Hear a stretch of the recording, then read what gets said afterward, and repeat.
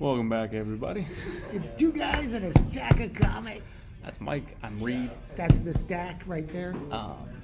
Today we wanted to talk a little bit about the MCU and kind of what is happening with the MCU.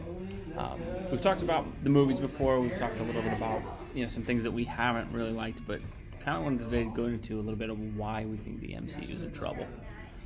Because at this point, it's very hard to say that it's not. You look at almost every movie they're doing right now, it's been diminishing returns. The Guardians of the Galaxy movies made less than the previous version. Black Panther made less than the previous version. Ant-Man actually lost money at the box office. And the box office projections for the Marvels that's coming out soon just doesn't seem to be there. I'm not excited about it. No, I think even more kind of concerning is these Marvel TV shows that were on Disney Plus when they first launched, you couldn't escape that they were on TV. WandaVision had a lot of press behind it. The first season of Loki had a lot of press behind it. Secret Invasion was on TV a few weeks back, and I didn't even really realize it until a few weeks after it had finalized. I think I watched one episode. Jackson and I were talking about Loki because we watched the first episode of Season 2, right? The Season 2 the other day, and we were like, meh. Yeah, and I think... Do we really need a Disney Plus subscription for this? We were really talking about it. We're like, what? Do we really need it? I don't know. We're on the fence. Like, I might drop Disney Plus just because... It's just not great content anymore. The She-Hulk was like sad. But then we want to see Daredevil.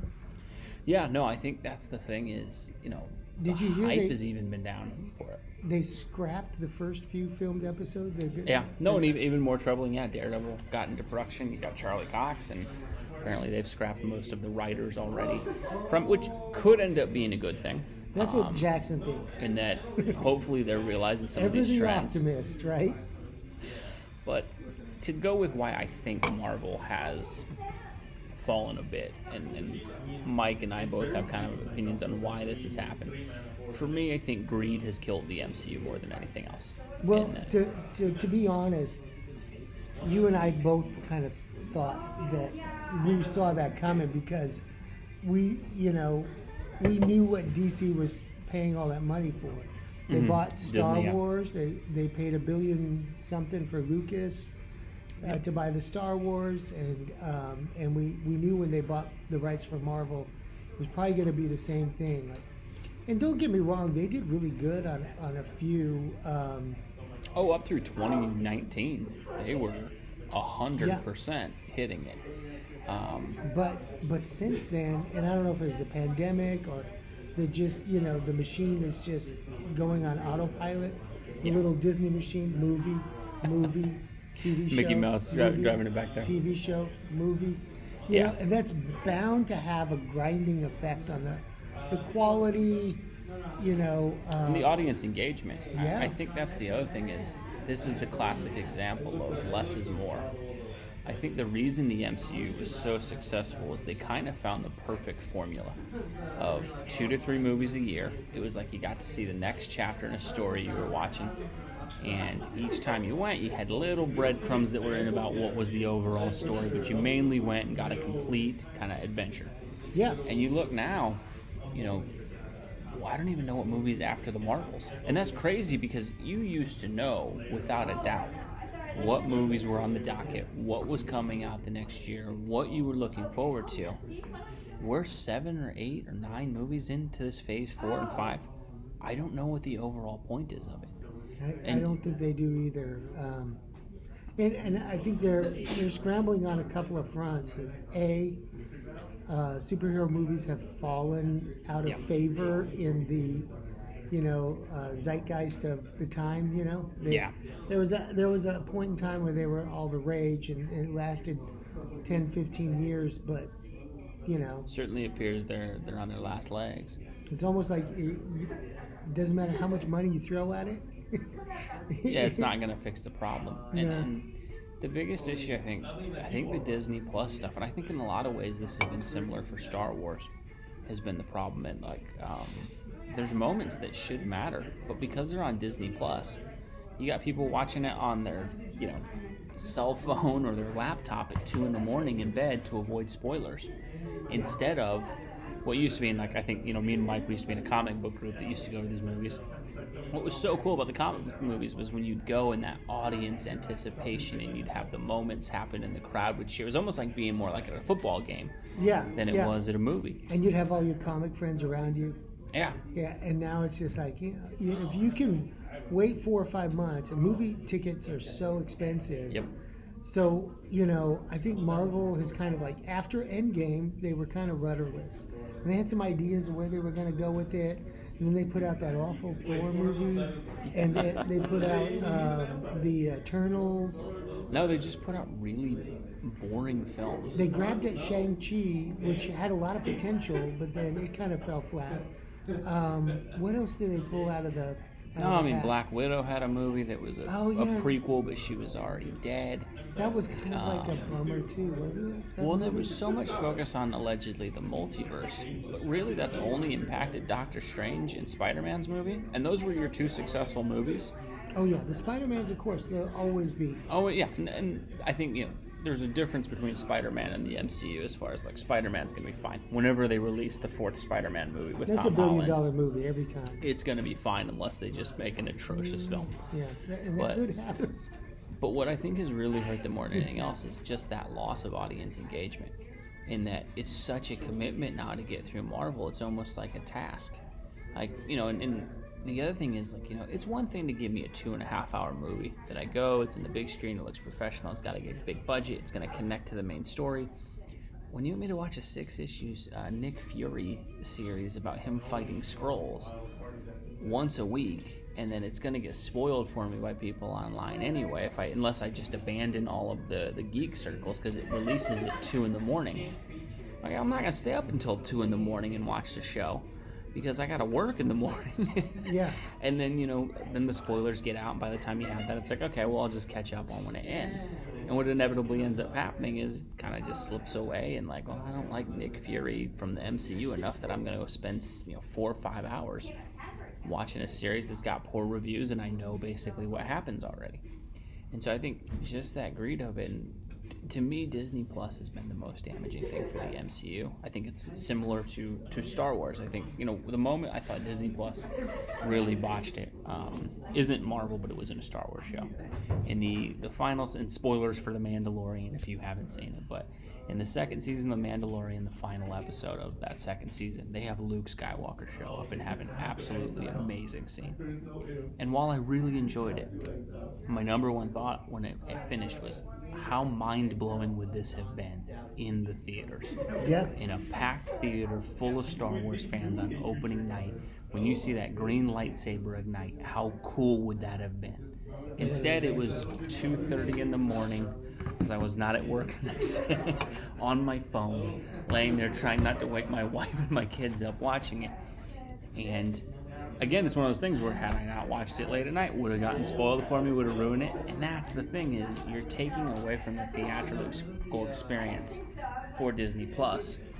I think another great point Mike made, enough of these things are coming out now in theaters where it's not getting great reviews, it's not really tied together, and then you kind of just logically go, well, I can wait 2 or 3 months for Disney Plus, especially because the timeline between the theater and streaming is so much shorter than it used to be. Yeah. Theater experience used to be, hey, you're going to go see that Marvel movie when it comes out in May, because there's another one in August, and it may not be on Blu-ray by the time it comes out in August, and so you don't want to have missed the chapter. Right. Well, now there's stuff like Shang-Chi where it's like, okay, this isn't connecting to anything. There isn't a sequel. There's no real tie-ins. They tried to connect it, but it just... So I'll just wait till it comes out on Disney Plus in 60 days, and I don't need to spend $80 taking me and my 2 kids and my wife to go see a Marvel movie about a C or D-list character that I'm not really all that passionate about. And I think that's the biggest issue they're running into, is just not having that organization like they used to. And I think, and we've said this before, this is probably like the 3rd or 4th time we said it, is I don't think you're going to be able to capture lightning in a bottle like you did from Iron Man 1 to Endgame. Yeah. Your best bet is probably not to try and reinvent the wheel with like a new Thanos and Endgame build up. Just give us good stories, good characters. Like, and I know Daredevil, and I know it's taboo, but we were talking like a while back about like what would be the next hero from Marvel to put out.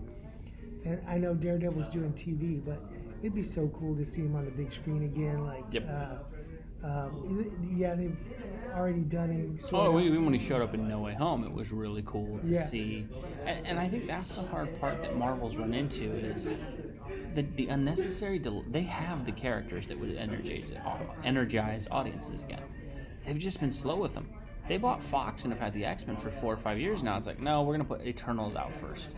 And Shang-Chi, it's like, look, Iron Man's gone.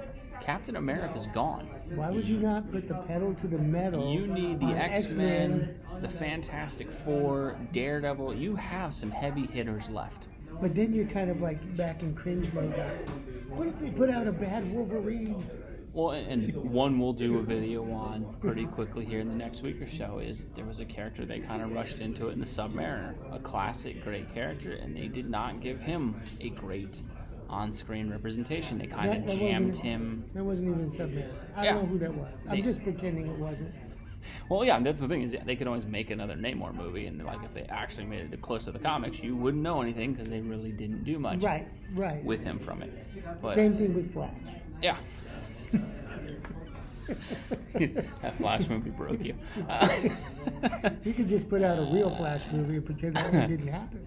But it's just one of those things where I think they've gotten so far away from the comics and they've gotten so far away from the formula that they built and the way they had the audience kind of trained is there's a movie in theaters and typically a trailer you're watching and then you know the next one that's coming out and it's all connected. And even if you don't want to do another Thanos, right, have a smaller thread that connects together. And we see this in comic books all the time. They will have these huge Infinity Gauntlet events or things like that. And then after it's done, they'll kind of just get back into a regular story for a few months, kind of get you to know the characters, where are they at, what were the consequences of that world-changing thing that happened. And it's fun to see them deal with that. Yeah. And that's the other part is like, the Marvel Universe in the movies has not dealt with, like, what does the world look like with no Avengers? Because from what we know in the movies right now, there doesn't seem to be Avengers anywhere, or they're not involved in anything because there's been like 9 world-ending events in all these Marvel films, and they never showed up. I love how they wrote out Captain Marvel. Yeah, she's just in space. She's off on, whatever Adventure. Marvel has. She's Universe 1652. Yeah. No, and it just comes across as lazy and kind of forced. And then I think they've also brought in a lot of writers who have no love for the source material, have no love for the characters, and just want to go, hey, I'm writing a Marvel movie. I'm going to put in whatever I want. Maybe after the writer's strike, they'll really feel more encouraged. No, that's it. Mike brought up, they fired some of the writers from Daredevil. And my hope is that maybe Kevin Feige's waking up a bit and going, you know what, man, this is a little too far from what this should be. And is going to get it back on track. That's my only real hope, because I don't think it's beyond saving, but they're in trouble, and they have to get it back and get rolling. And the other thing is, you still have some characters people love. Like, if Chris Hemsworth will come back and do another movie, Thor is still a box office draw. As atrocious as that Thor movie it was, as long as you forget about Love and Thunder, it still made like $700-something million at the box office. So if you make a great one that gets great reviews, you're probably back in the money. So I'm kind of thinking that the budgets are going to go down. We already know that the streaming budgets are going down. So, and so they're going to have to rely more heavily on the writers. The script's got to be good, but that could set up by situationally set up where we might actually get a better movie, because if you're not going to spend 3/4 of the budget on special effects, well, the script's got to be solid, and hire the right actors and directors, and you might end up just by matter of circumstance end up being forced to create a good movie. Well, you look at some of these movies that just unnecessarily use budget, like it was an okay film, but like. Well, I don't want to say it was okay. I didn't like it. Shang-Chi. In the comics for the entire first 50, 60 years of Shang-Chi as a character, he's a martial artist who is a spy, essentially. That could have been like several action films. Yeah. Essentially, he's like a James Bondish spy who is a master of kung fu. Instead, fantasy world, mystical elements and like faceless creature and dragons and stuff like that. And Look, I'm not going to say there's probably some cultural things going on there that they wanted to honor, but that's not the character from the comics. And the thing is, how much money did you waste throwing these elements in that, in all honesty, would have been a lot better for a sequel? If you establish Shang-Chi and just have the conflict between him and his father, and it's a very personal kind of story, you get us invested in him. The next movie's where you can then go for broke and have your crazy dragons and fantasy and all these wars and things like that. Instead, because in the course of one film, you got to introduce me to this character, all the side characters, his father, set up his father's dynamic, set up his dynamic, all these different things, and then you're throwing all this stuff at the screen at me, bringing back Trevor Slattery from Iron Man 3 for a cameo. Like, it was everything about that movie was not set up to make Shang-Chi likable. It was just, here's some stuff on screen. And it really kind of killed that movie. Once again, I think just rudderless, Yeah. at the moment. They're trying to find their way into what happens after Endgame, It's like they need to do the snap. Just snap phase 4 and 5 away. Yeah. Make Thanos the hero and have him come in and just... Come back 5 years later. Thanos finds the gauntlet in Yeah. the post-credit scene of whatever TV show's on right now, and he snaps away everything that's happened since Tony Stark died or something. But it's just a mess, and there's so much out there now. There's so many characters, and I think I saw an article the other day of like all the characters that have debuted in Phase 4 and haven't been used. It's like 15 characters who showed up and have not been used in anything yet. It's the spaghetti at the wall kind of thing that DC is the master at. DC was the master at it. And then none of the spaghetti stood. It just Well, that's the thing. It's one of those things. If you try to do too many things at once, it's the classic, jack of all trades, master of none. And that's kind of what Marvel is right now, where they're trying to do like mythological series and you know what kills stuff me like that. It doesn't is work. all the brain power that went into trying to do it the old way, where we have this tie-in and cameo this character and do that. All that went into this phase, and it's like none of it's going to work out. It's like all the brain power that went into all of that, you forget about it. It's just not going to work. No, I mean, they're sitting on A-tier characters like Wolverine, the X-Men, and the Fantastic Four, and instead, like, no, you will watch the Eternals. It's like, guys, look, we have market research to show us that people don't connect to the Eternals. What do you think about the new Fantastic Four movie that's going to come out? Is that still happening? I mean, allegedly, but the thing is, you keep making stuff that doesn't make any money. What is going to make? And I think this... Have they already started photography on it? No. I don't even think they have okay. cast yet. Oh, okay. And that's the thing is, like, again, Marvel, you keep flushing money down the toilet. You're not going to get to any of these cool stories. They keep, every time you hear Feige talk, it's about, hey, we've got all these great plans. We're just getting started. Well, it's like, look, It's been 2 years of that. It's been... 3 years Tony Stark died on screen over 4 years ago. Okay, 4 You're years. still... Yeah, I'll give you grace, the pandemic. Let's take a year off. You're 3 years down the road. We still don't know anything about what happened. Jackson reminded me today that the triple-headed Spider-Man movie, that was 2021. 2021? No, we're 2 years removed from that. Is there going to be another Spider-Man movie? The video game comes out. Yeah, no, that's another Next one. week. You have a $1.9 billion film with Spider-Man, and maybe it's Tom Holland needs time or whatever it may be, but you're 2 years removed from it. There is nothing announced. You don't know if Tom Holland's coming back. You don't know if Garfield's coming back, Maguire's coming back. There's no announced date where it's supposed to come out, no title, no actor, no villain, and you're 2 years down the road. And the thing is, again, Marvel was like a machine where you knew what was coming next. And right now, it kind of just seems like, there's a Disney Plus series next year about a character you've never heard of that you'll forget about in a week. What is your favorite Disney Plus Marvel series that they put out? Moon Knight, probably, but that's just because I like the character, in all honesty. To be honest, I was confused with Moon Knight. Yeah, no, Because I it's don't know not the the most character. clear show. My two favorite, I told Jackson, my two favorite were the little Christmas Hawkeye one they had. Hawkeye was good. I Hawkeye was loved very that good. one, and I liked I sort of liked the Falcon Winter Soldier just because I'm a huge Falcon fan. I love that. Yeah. So I thought it was really cool to see him. I don't know about the plot and the little the young lady that was gonna the flag smashers with the like 5'1" girl beating up Falcon. Take over the and stuff like world. Yeah, I don't know about that, but it was really cool to see the Falcon fly. That probably saved my Disney Plus membership. No, for I mean, another I couple think months. you and I'd probably agree. Hawkeye was probably the one we both enjoy. I liked Moon Knight, but I would say Hawkeye probably is up there too. I didn't know what And was the going thing on with was, Moon Knight. Hawkeye was the only comic accurate one they've done. Hawkeye was a team up with Kate Bishop, who he teams up in the comic books. That's off a comic book run from Matt Fraction that was very successful. Yep. Put them in the exact roles they were in. You could literally see episodes. There's a great one where they do like a car chase scene that is literally capturing stuff that happened on panel from the comics.